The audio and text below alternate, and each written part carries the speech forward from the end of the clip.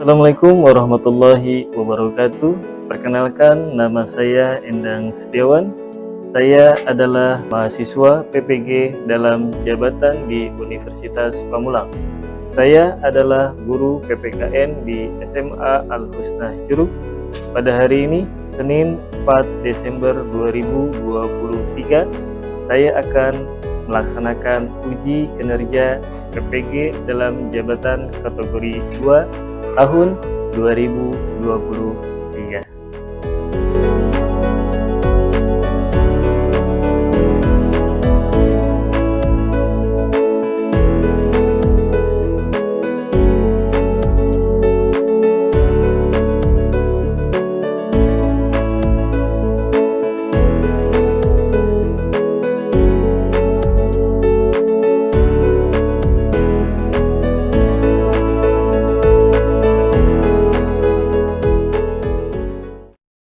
Baik, kita mulai saja pembelajaran pada hari ini. Bapak awali dengan mengucap salam. Assalamualaikum warahmatullahi wabarakatuh. Waalaikumsalam warahmatullahi wabarakatuh. Selamat siang semuanya. Siang Pak. Bagaimana kabarnya hari ini? Alhamdulillah baik. Alhamdulillah. Dengan nikmat sehat kita dapat melakukan segala aktivitas kita dan dapat melaksanakan sebuah kewajiban kita sebagai makhluk Tuhan, yaitu dalam menuntut ilmu. Karena menuntut ilmu itu adalah sebuah kewajiban yang memang sudah diwajibkan sejak lahir sampai akhir hayat kita kelak nanti. Dan mudah-mudahan nanti ke depannya kita menjadi manusia yang berakhlak, manusia yang dapat bermanfaat kepada orang lain. Oke, sebelum pembelajaran dimulai, marilah kita berdoa terlebih dahulu, dan doa akan dipimpin oleh ketua kelas kita. Silakan ketua kelas untuk memimpin doa. Sebelum belajar, alangkah baiknya kita berdoa terlebih dahulu. Berdoa mulai.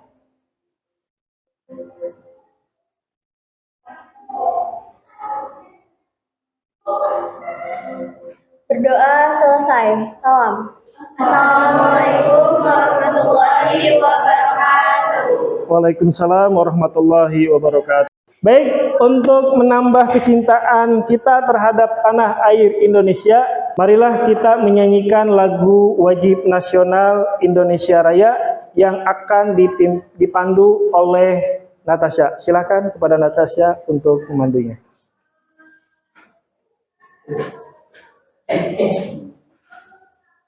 Semuanya dimohon berdiri.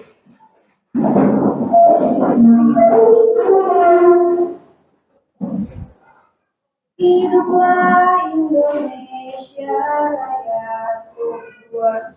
Indonesia tanah airku, tanah tumpah darahku. Di sanalah aku berdiri, jadi pandu ibuku. Indonesia bangsaku, bangsa dan tanah airku. Marilah kita bersatu, Indonesia bersatu. Nah, baik, sebelumnya, apakah hari ini ada yang tidak hadir? Masuk semua. Baik, kalau hari ini hadir semua, silakan kalian mengisi daftar hadir dulu di Google Form yang sudah Bapak share di grup kelas.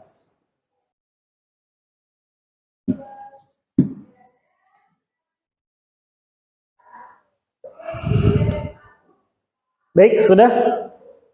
Kalau sudah, Bapak ingin mengkondisikan kelas terlebih dahulu. Tolong tempat duduknya dirapihkan sesuai dengan keberadaannya. Kemudian silakan kalian cek kembali di bawah atau di kolong meja apakah ada sampah atau tidak. Kalau ada sampah silakan dipungut dan dibuang pada tempatnya. Pembelajaran kurang lebih selama 2 jam. Kesepakatan yang pertama adalah bahwa selama pembelajaran berlangsung, Bapak minta kalian mengikuti dengan hikmat dan sungguh-sungguh, serta bila mana ada yang ingin izin ke toilet, maka harus meminta izin terlebih dahulu dan tidak boleh lebih dari 1 orang, harus bergantian. Yang kedua, bila mana ketika kalian atau handphone kalian berbunyi, ada yang menghubungi kalian, dan ketika kalian ingin mengangkat telepon, maka harus meminta izin terlebih dahulu. Oke, dan yang terakhir adalah apakah kalian siap untuk belajar pada hari ini? Siap. Siap untuk belajar? Siap. Siap menjadi orang sukses? Siap. Terima kasih. Sebelum pembelajaran dimulai, mari kita melakukan ice breaking terlebih dahulu supaya rileks, supaya semangat dalam belajarnya. Ice breakingnya apa? Tepuk Wow. wow.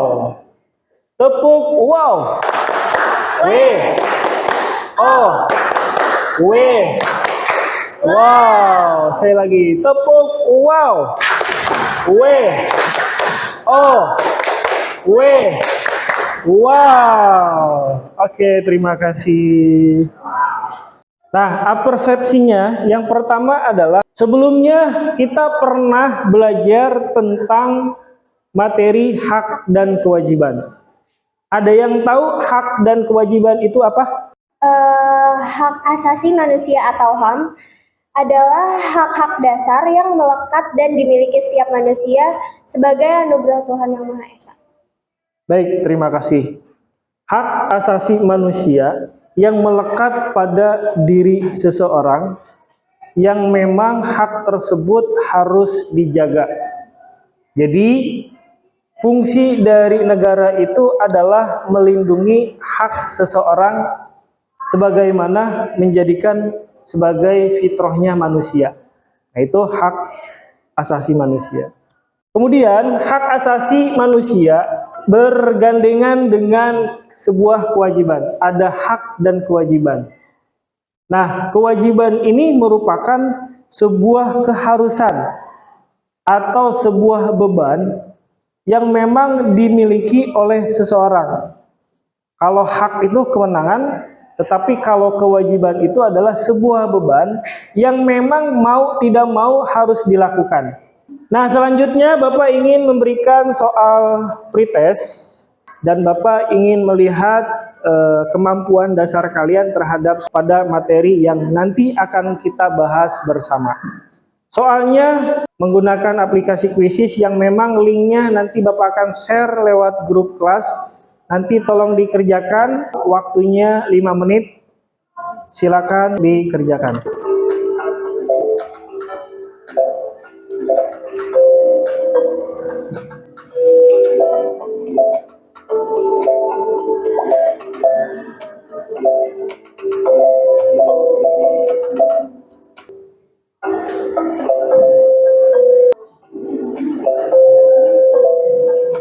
Baik, sudah? Terima kasih atas jawaban kalian yang sudah kalian kirimkan. Motivasi hari ini adalah pemuda hari ini merupakan pemimpin hari esok. Maka pemuda yang terpilih adalah pemuda yang berkualitas. Bagaimana supaya menjadi pemuda yang berkualitas? Pemuda yang berkualitas adalah pemuda yang sadar terhadap kewajibannya. Maka ketika dia sadar terhadap kewajiban atas dirinya, maka dia akan berusaha semaksimal mungkin untuk mengukir sebuah kebaikan dalam hidupnya. Baik, tujuan pada hari ini adalah yang pertama melalui diskusi. Nanti kalian mampu menganalisis substansi hak dan kewajiban asasi manusia dalam nilai-nilai Pancasila dengan benar.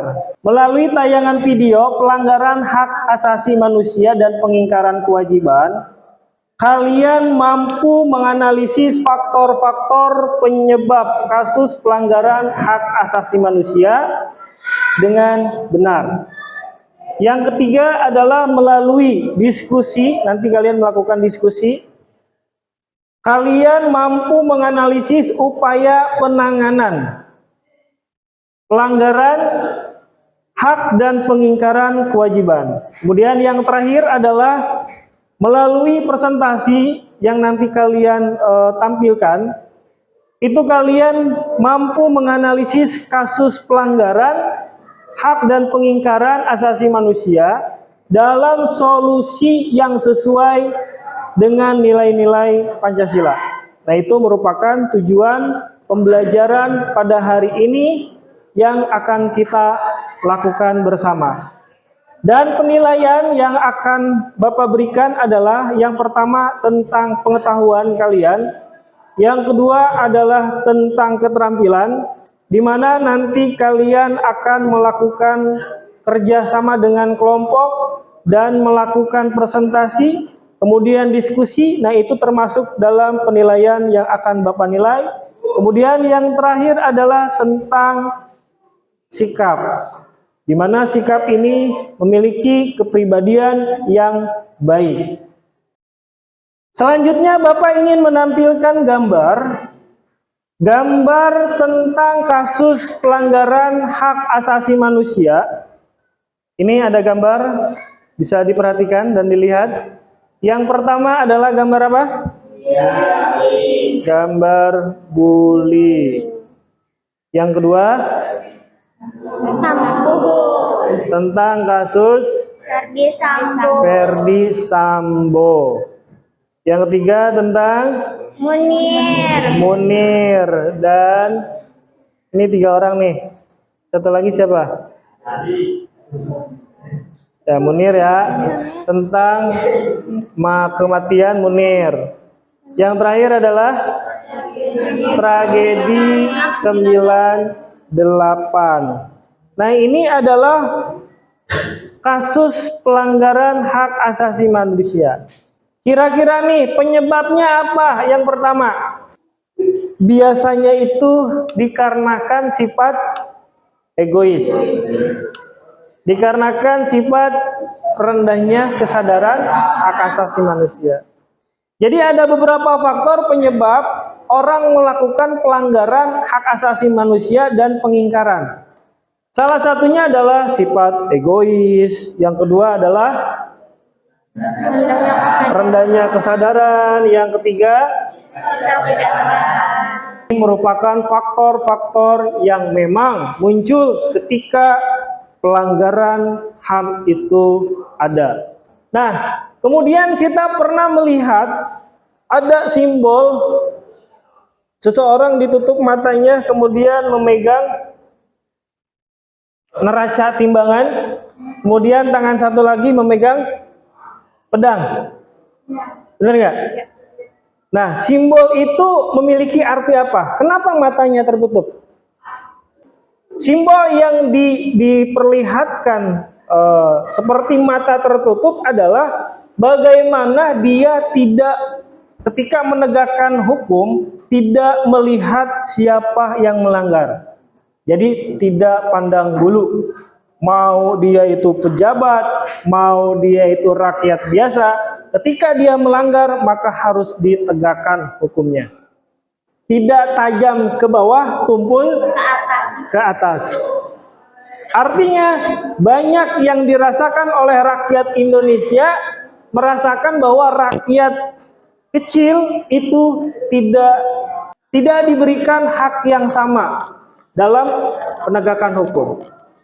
Kemudian Bapak ingin menampilkan video contoh kasus terhadap korban. Sorotan lain, saudara, seorang anak sekolah dasar di Kabupaten Tasikmalaya meninggal dunia setelah mendapat perundungan dari temannya.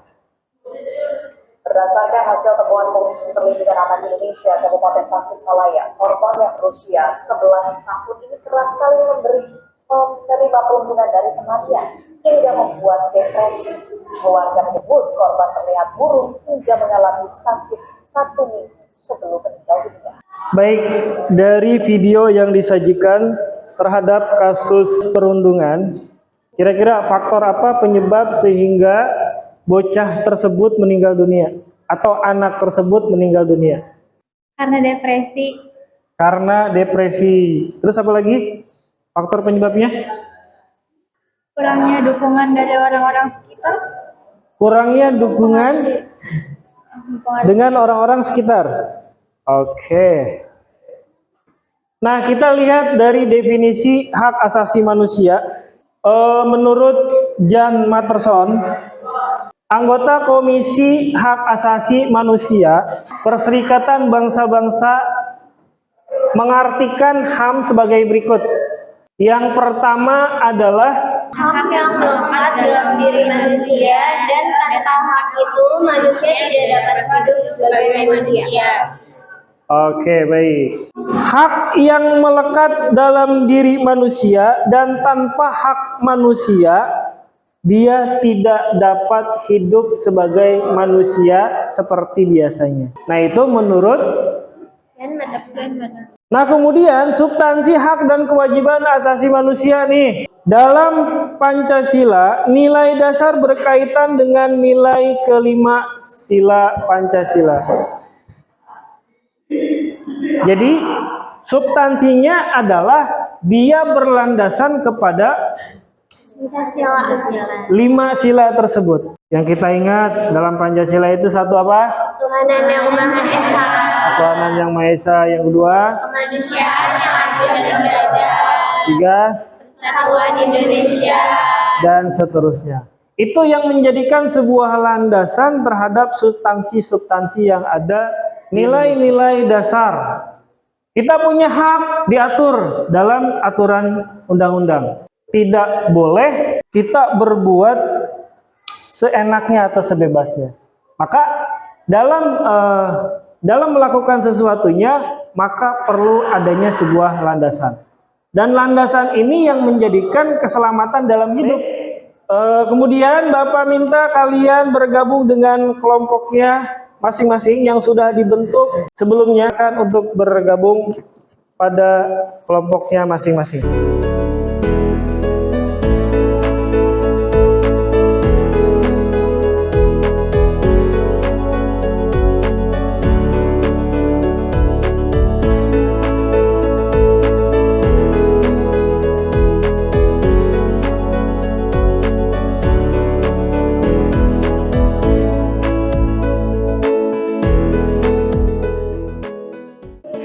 Baik, kemudian Bapak ingin membagikan lembar kerja peserta didik LKPD. Di sini ada tugas yang memang kalian perlu dikerjakan sesuai dengan kompetensi dasar yang diberikan. Silakan diambil.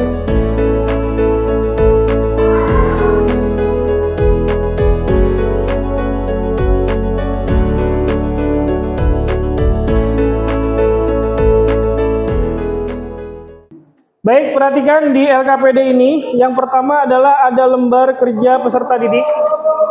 Ini kalian harus dibaca.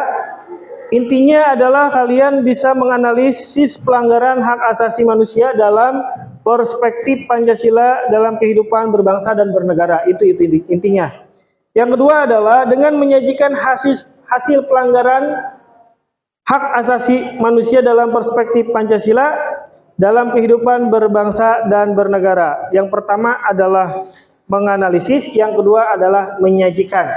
Nah, kemudian di lembar selanjutnya, langkah kegiatannya adalah nanti, karena kita sudah buat kelompok, kemudian kalian analisis faktor apa saja yang melatar belakangi terjadinya sebuah pelanggaran terhadap hak dan kewajiban. Kemudian kalian analisis upaya-upaya penanganan apa saja yang dilakukan guna mencegah atau menangani pelanggaran hak tersebut. Dan yang terakhir adalah kemukakan hasil pengamatan kalian, scan barcode yang tertempel di lembar LKPD nanti barcode ini bisa langsung menghubungkan lembar kerja kalian itu ke media Canva. Jadi kita akan buatnya menggunakan PowerPoint yang diintegrasikan kepada aplikasi Canva. Ya, silakan didiskusikan apa saja kasusnya, kemudian pemecahan masalahnya apa saja, silakan didiskusikan masing-masing kelompok.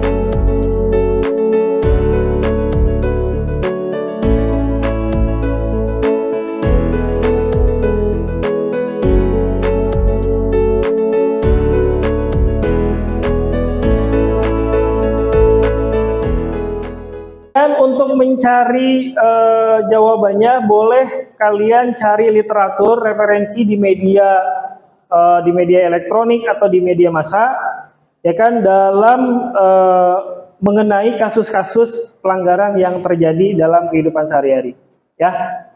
Nah, tetapi mencari sumber yang relevan. Yang relevan itu yang benar-benar terjadi, tidak mengada-ngada. Ya, khawatirnya kalau sekarang itu kan zamannya zaman berita hoax ya, maka harus dipilah dan dipilih. Oke, silakan untuk didiskusikan kembali.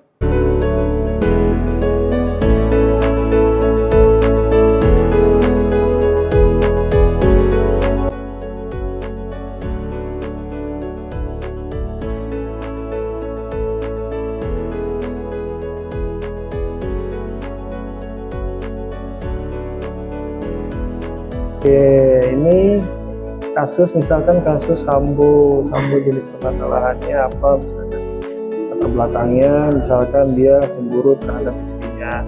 Kemudian solusinya apa nih dalam penegakan supaya dia tidak terjadi lagi melakukan hal tersebut, atau pembelajaran dari orang-orang untuk kita gitu kan, dari kasusnya.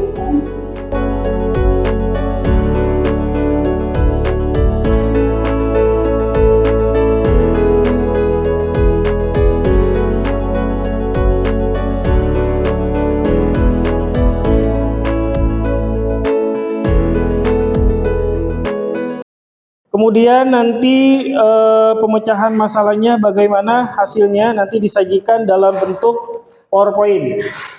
Nah, PowerPoint ini kita tidak menggunakan komputer atau laptop, tetapi menggunakan media Canva yang memudahkan kalian untuk membuat PowerPoint tersebut. Kira-kira sampai di sini paham? Ada yang ingin ditanyakan?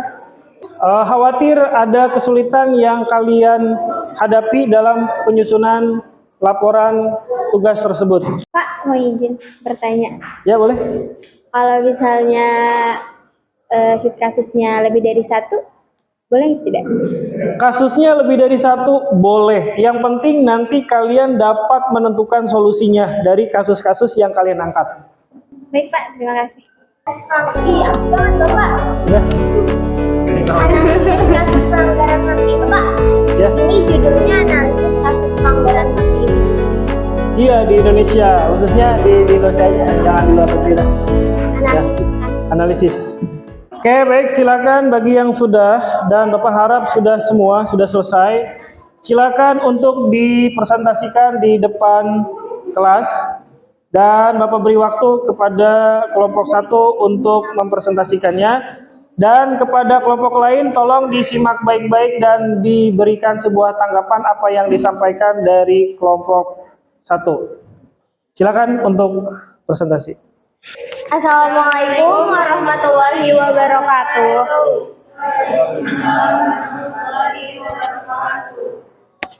Kami dari kelompok 1 akan mempresentasikan mengenai analisis kasus pelanggaran HAM di Indonesia. Kasus Manggi II terjadi pada tanggal 24 sampai 28 September 1999 saat maraknya aksi-aksi mahasiswa tentang RUU Penanggulangan Keadaan Bahaya. atau PKB dan tuntutan mencabut dui fungsi ABRI. Peristiwa ini juga terjadi di beberapa daerah seperti Lampung, Medan, dan beberapa kota lainnya. Aksi-aksi tersebut mendapat represi oleh ABRI atau TNI sehingga mengakibatkan jatuh korban antara lain Yap Yun Hap. Dari kasus yang udah dijelasin tadi, jenis hak yang dilanggar itu ada hak atas hidup, hak untuk berkumpul, mengeluarkan pendapat, hak untuk keadilan, dan perlindungan hukum. Jadi, solusinya gimana? Pengusutan dan penuntutan hukum. Mendesak Kejaksaan Agung untuk melanjutkan proses hukum berdasarkan hasil penyelidikan Komnas HAM. Yang kedua, penguatan peran Komnas HAM. Memperkuat peran Komnas HAM dalam menyelidiki dan memberikan rekomendasi terkait pelanggaran HAM. Memastikan rekomendasi dari lembaga ini dihormati dan dijalankan. Sekian pemaparan dari kami. Ada yang mau menanggapi? Ya, silakan yang ingin bertanya itu. Silakan. Izin bertanya. Izin bertanya ya, kenapa kalian tertarik untuk mengangkat kasus tragedi Semanggi II? Di tragedi Semanggi II itu jatuh korban 11 orang meninggal dan 217 orang luka-luka. Tragedi Semanggi II karena kasusnya tuh kontroversial banget. Karena tidak ada lagi yang mau bertanya. Terima kasih atas perhatiannya. Wassalamualaikum warahmatullahi wabarakatuh. Waalaikumsalam warahmatullahi wabarakatuh. Oke, terima kasih. Beri tepuk tangan dong.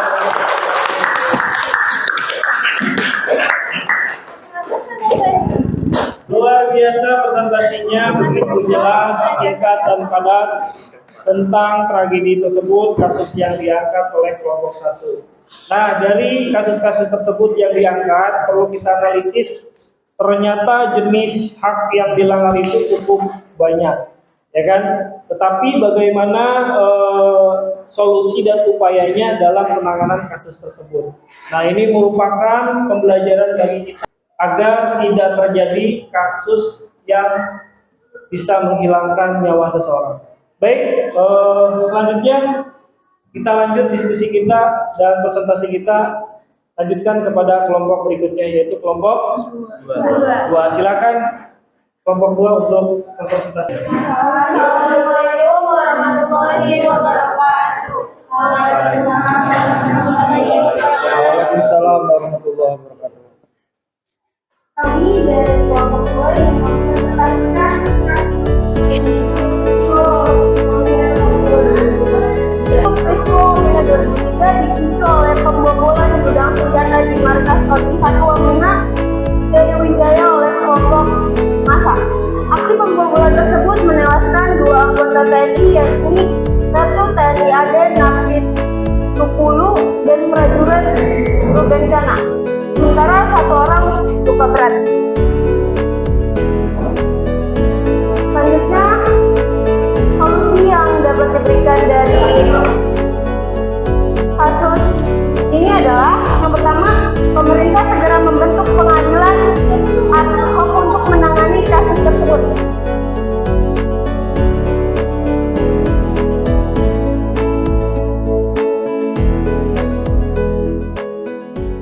Mungkin cukup sekian presentasi dari kelompok kami, kurang lebihnya mohon maaf. Wabillahi taufiq wal hidayah. Wassalamualaikum warahmatullahi wabarakatuh.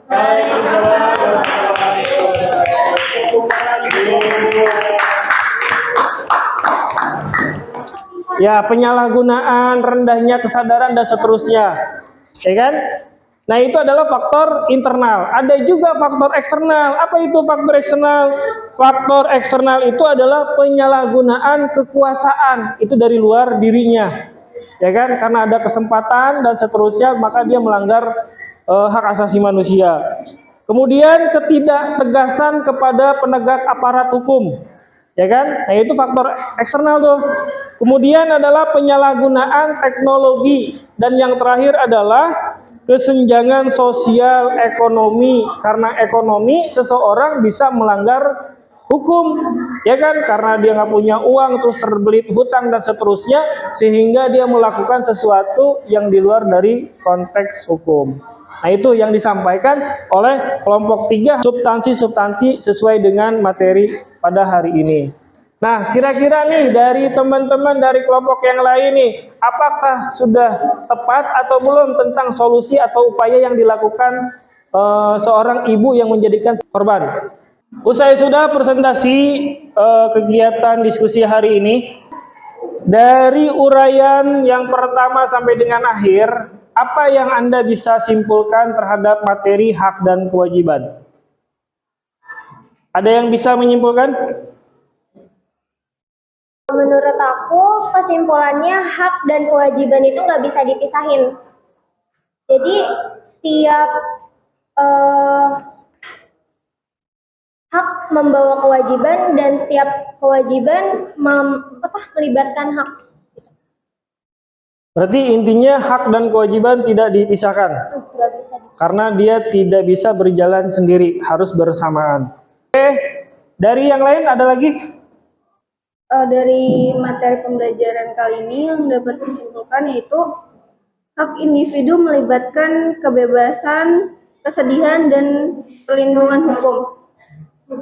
Contohnya, hak atas kebebasan berpendapat, beragama, dan hak untuk mendapatkan pendidikan. Oke, baik, terima kasih atas kesimpulan yang Anda berikan terhadap materi pada hari ini. Nah, dari beberapa uraian yang kalian sebutkan dan menyimpulkan dari beberapa yang kalian utarakan, Bapak sedikit ingin menguatkan sekali lagi bahwa hak dan kewajiban tidak bisa dipisahkan. Hak memiliki peran tersendiri dan kewajiban juga memiliki peran tersendiri, tetapi dia bersamaan dalam individu terhadap manusianya. Selain memiliki sikap internal, tetapi ada juga sikap dari eksternal, dari luar terhadap untuk melindungi peranan hak dan kewajiban pada warga negara, khususnya adalah di Indonesia, seperti itu. Dan sebelum Bapak akhiri pembelajaran pada hari ini, Bapak ingin memberikan soal post-test. Soal post-test ini adalah melihat seberapa besar daya serap kalian dalam memahami materi-materi yang sudah kalian pelajari pada hari ini. Baik, terima kasih kalian sudah menjawab soal post-test. Mudah-mudahan hasilnya memuaskan, dan sekali lagi Bapak ingin mengapresiasikan sebesar-besarnya dan mengucapkan terima kasih yang sebesar-besarnya kepada kalian yang sudah antusias dalam diskusi pada hari ini. Mudah-mudahan apa yang kita diskusikan menjadikan solusi dan alternatif pilihan bagaimana menjadi warga negara Indonesia yang menjunjung terhadap hak dan kewajibannya, sehingga Indonesia menjadi negara yang sejahtera, yang aman, ya kan, dan nyaman dan sentosa. Dan yang kalian lakukan terhadap diskusi, Bapak nilai sangat luar biasa dan sangat baik. Tepuk tangan dong. Apakah yang Anda rasakan setelah pembelajaran hari ini? Senangnya dari mana? Dapat ilmu baru. Terus apa lagi? Dapat melatih berpikir kritis. Apalagi? Melatih untuk berani tampil di depan, ya kan? Dan seterusnya. Apakah materi yang Bapak sampaikan dapat dipahami? Dapat ya, alhamdulillah. Mudah-mudahan apa yang kita lakukan pada hari ini dapat bermanfaat untuk kita khususnya dan umumnya kepada orang lain. Dan sebelum ditutup, Bapak ingin mengucapkan sekali lagi terima kasih banyak atas antusiasnya dalam pembelajaran hari ini. Sekali lagi terima kasih banyak. Bila ada kekurangan mohon maaf, tolong dimaafkan. Oke, baik, kita akhiri dengan mengucapkan hamdalah bersama-sama. Terima kasih dan Bapak akhiri. Billahi taufiq hidayah. Assalamualaikum warahmatullahi wabarakatuh. See you tomorrow.